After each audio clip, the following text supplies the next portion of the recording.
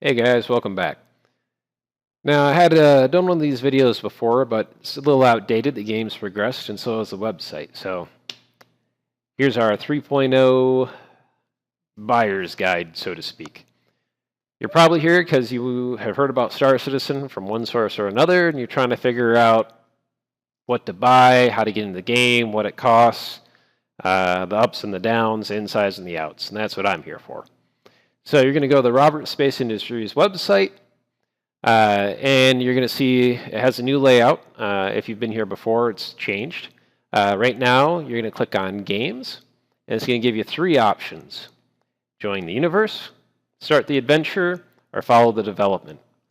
Now, if you're new to the game, you probably don't know what this means. So joining the universe is their option for going to the MMO, massive sandbox world where you can go wherever and do whatever you want. Originally, it was all one game, but due to it growing beyond anybody's expectations and the size of it, they decided to go ahead and split it up. So again, the universe is your sandbox, massive multiplayer online, and your Squadron 42 is your single player. It's going to focus heavily on story and immersion and just pulling you right into it. So if you're a solo type, you're probably going to love Squadron 42. If you're an MMO type, you're probably going to love the universe. Or maybe you'll just like both. RSI follow development, kind of straightforward. That's going to give you your behind the scenes. They do a weekly video on Thursdays called Around the Verse that tells you all the behind the scenes development they're working on, all the new technology, the issues, the bugs, the hang-ups. They just bring you right in and show you everything that's going on.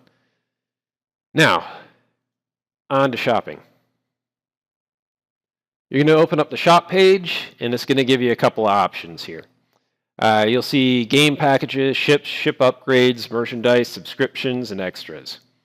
You can just scroll down a little bit further, and you'll see Squadron 42, and you'll also see a starter pack. Squadron 42, again, is single player, so you don't need to buy any ships for Squadron 42 because you're going to get what the storyline gives you for Squadron 42. So if that's what you're playing, $45. You're done. All right. Now, if you're doing the universe, if you're doing the universe, you have a couple of different options you can go with. For that, we're going to go to game packages, and it'll say all the different ships that you can pick up that contain a package, and the key word here is package. That means that the ship comes with a game. Now, you can see the starter ship is $45 right here, and that is what I recommend you get. Either the Mustang, which is more your fighter, or the Aurora, which is going to be more of your cargo ship. There are all kinds of big, fancy, more expensive ships that you can get into, and I'll tell you right now, you don't need to. You certainly don't need those massive packs of ships. Now, a lot of people are immediately going, oh, it's pay to win, you know, how horrible, whatever, but it's really not pay to win, and I'll explain why. You can get the $45 starter ship and then never use it. Once the game is actually up and running and fully online, there's going to be a ton of players that have these big fancy ships, and all of the larger ships are multi-crew ships.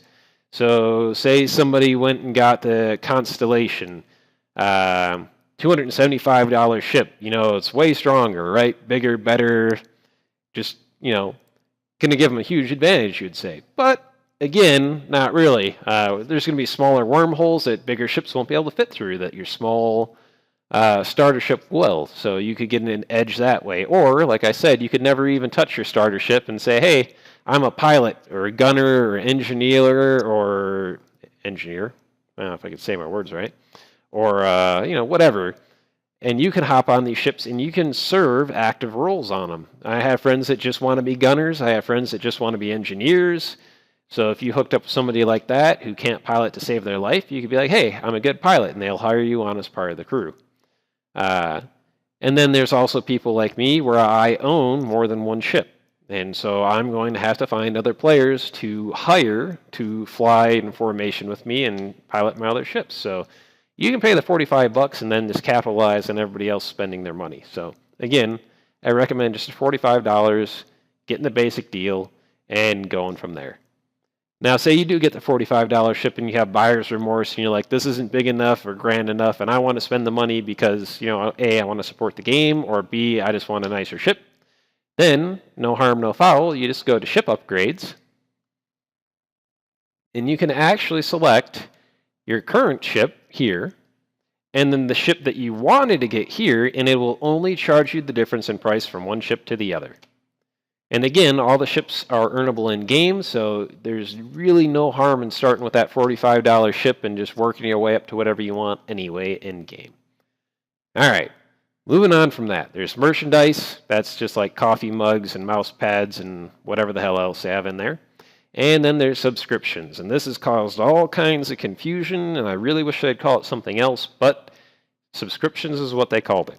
So, this game does not in any way, shape, or form require a subscription to play it. It is a free-to-play game after you've paid the initial $45. I understand free-to-play game, most people argue that until they're blue in the face, but initial payment of the game, $45. After that, you don't have to pay anything. The subscription section is solely for the hardcore fans that want to support the development of the game, and then stuff like the Around the Verse videos and the behind-the-scenes content and all that additional stuff that they do for us showing the development of the game is paid for by subscriptions. And those, again, are purely optional and do not affect your gameplay whatsoever. The only thing subscribers get really that you wouldn't is some plants or little models or stuff like that to decorate their hangar with, which you'll probably be able to get in-game anyway through exploration once the game is finally released in its entirety. But again, not necessary, and I don't recommend it unless you just have piles of money and feel like supporting the game. Extras, again, gift cards, self-explanatory. Ship upgrades is the page we're on right now. Standalone ships are like add-ons. So your game packages are what come with the game. Standalone ships are saying, I have the game already, and I want to add an extra ship to my account, so I'm going to go buy a standalone ship. Earth credits, you spend those in the shop to get extra weapons and stuff like that. Again, really not necessary, and I wouldn't bother with that. Event tickets, they do all kinds of cool events like Citizens Con, Games Con, all that stuff. And if you want to go and see them or hang out at their events, you can buy tickets here. And paperback, they have manuals and all kinds of neat stuff if you want to, get an owner's manual for one of the ships or something cool to decorate your house with or whatever. So you have all that kind of cool stuff in the shop. Support is pretty straightforward. There's community, and then there's also the help desk. So you can talk to random players for help. You can contact the actual support team, or you can go on the forums, which is probably one of your best bets, because the forums you can get answers usually immediately because most of the questions have already been asked before. Also, you're trying to figure out, I want to go ahead and get a ship, but I really don't know what kind of ship to get or, what the ships actually are. You can go to the ship matrix right here. And it has back and forward arrows, and you can cycle through all the different ships that they have. And there are a lot so far, and different variants of all the different ships. So it'll tell you the model, manufacturer, and there's different manufacturers, almost like different car companies, that you can go between. They each have their own unique styles. There's a focus, which will tell you really what the ship is made for: transport, heavy refueling, racing, bombers, light fighters, all kinds of cool stuff. It gives you a brief description of it, the production state, saying if it's flight ready in the game or if it's still being modeled, or, so you figure out if the ship's actually complete or not. Specifications, pretty straightforward with that.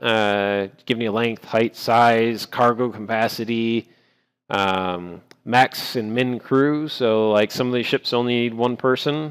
Some of these need at least 4 people to fly them. And have a maximum of 6 on this one. So say you wanted a Starfarer, you need at least 4 people to effectively pilot that ship. That doesn't mean that you have to have 4 players. You can be yourself and then hire 3 NPCs, but I'm willing to bet that players are probably going to function a little better than NPCs, so it might be worth your time to hire those as well. And even if you get NPCs, you're going to have to pay for them in-game, of course. So it gives you a breakdown of different components you can get for avionics, radar, and computer, and propulsion. And gives you all the ins and outs.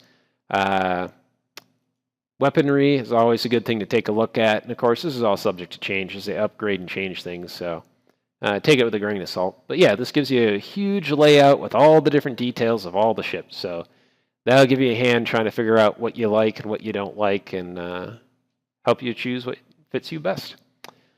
Spectrum is another part of the game. Spectrum is kind of interesting. It's a work in progress, but Spectrum is going to tie the in-game elements with offline elements. So say you're playing the game and you want to talk to someone in your guild, but they're not in the game right now. They're out at the store or whatever else. They could have the Spectrum app on their phone, and you could type just like you're typing in your normal everyday game to that person, and then it would pop up in your Spectrum chat. So they could be on their phone and talk to you while you're in the game without any issues, or you having to leave the game or go to any other apps or stuff like that. So that's going to be really interesting once that comes online. So you could just talk from phone to someone who's actually in game. This also has all the different forums and information and stuff like that. Your guilds will be on here as well. So that's a work in progress and a pretty interesting thing to toy around with. The other thing that you need to know about is count. So obviously it's pretty straightforward. It's going to be your account. This one's mine. You'll have your rank right here below it. And then on this side, which will probably be empty for you, is your guild that you're with. Mine's Heavenly Shadow Corp. If I want to see my guild, I can just click on that and it'll take me straight to my guild page. I also have settings, so I can go through and adjust my account settings. I have my hangar, which will go through, it'll show all my ships in there or any goods that I've acquired. And I can go through and view all that stuff separately. And then this right here is going to be for support. If you have any tickets open or you need help with anything, you can go on there and get whatever help you need. There's the UEC and then the rec. So UEC is going to be your in-game money once everything is said and done. And then the rec is like a rental money. So if you want to rent ships or weapons to kind of try them out, they came up with a rental currency. And that might be a little outdated. I'm not sure if they're still using that or not, but they're actually testing the in-game financial aspects right now. So we'll kind of see how all this plays out in the next couple of patches. So another question is can you try the game before you buy it? The answer to that is yes and no. On average, there is no try it before you buy it option. However, I've noticed just about every time they have a Games Con or they have a StarCitizen Con, they usually have like a free fly weekend that comes along with it. And all you have to do is keep your ear to the wall and wait for one of those to pop off, and you can hop on and try the game. But for now, I don't think $45 is too much to ask for a game, and it's still, like I said, an alpha, so there's no hurry to pick up the game. But if you do want to get it, $45, all you need to spend, you'll have it for life. If you have any further questions, or if I didn't cover something, just let me know, and I'll be happy to answer any questions you have. It might take me a little bit to respond sometimes, because life can be a little chaotic, but I will try and get to you and make sure I answer any questions that pop up. Hopefully this was helpful. Again, if you have questions, feel free to hit me up. Thanks. Oh, and if you haven't made an account and you want to get a little extra for you or and help me out, you can always use my referral code, which will be in the comments below in the description. And that will give you some extra starting money, and it'll also give me some credit as well. So feel free to use that if you like. Thanks.